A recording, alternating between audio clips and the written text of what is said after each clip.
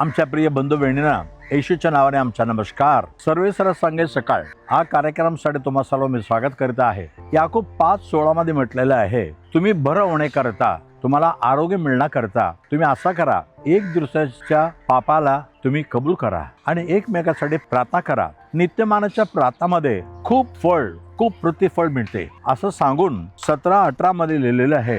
एलिया आपल्यासारखं दुःख भोगणारा मनुष्य होता, पण त्यांनी अर्थाने मतलब धरून त्यांनी प्रार्थना केली. देवबापा 3 वर्ष पाऊस पडायचा नाही. कारण काय, जगातील लोक असं विश्वास करत होते की आम्ही पूजन करणारा हे सृष्टी म्हणजे दगड असू दे, मूर्ती असू दे, हेच आम्हाला सर्व काय देऊ शकतो.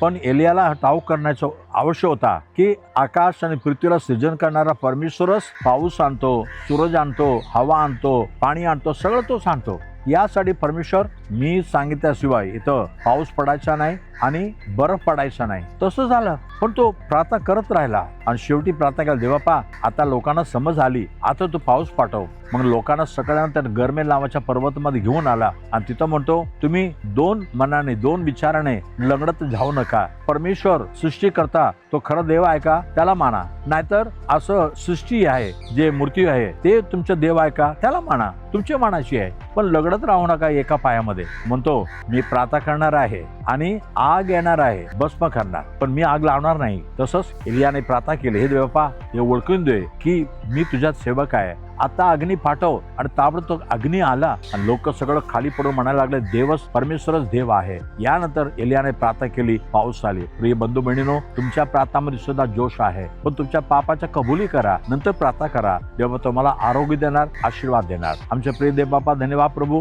एलियाने लोकांसाठी अर्पण केली आणि सगळ्यांच्या चुकीच्या त्यांनी कबुली केली. प्रभू तू तरस खाऊन त्यांना समजून दाखवला की परमेश्वर खरं परमेश्वर कोण आहे. सृष्टीकर्ता परमेश्वराच्या आत्मा सगळं काय आहे, तू काय पण आणू शकतो, काय पण रोखू शकतो. आज जे तुला ओरडतात, हे परमेश्वरा सृष्टीकर्ता म्हणून तुझ्या नावाच्या आरोळी मारतात, त्या प्रत्येकाच्या जीवनामध्ये त्यांची जे काही मागणी आहे दे प्रभू आणि आशीर्वाद दे. येशूच्या नावाने मागितो नाईक प्रभू राजा. आमेन आमेन. देव तुम्हाला आशीर्वाद करो. पुढच्या सकाळी उद्या सकाळी पुन्हा पाहूया. आमेन. God bless you.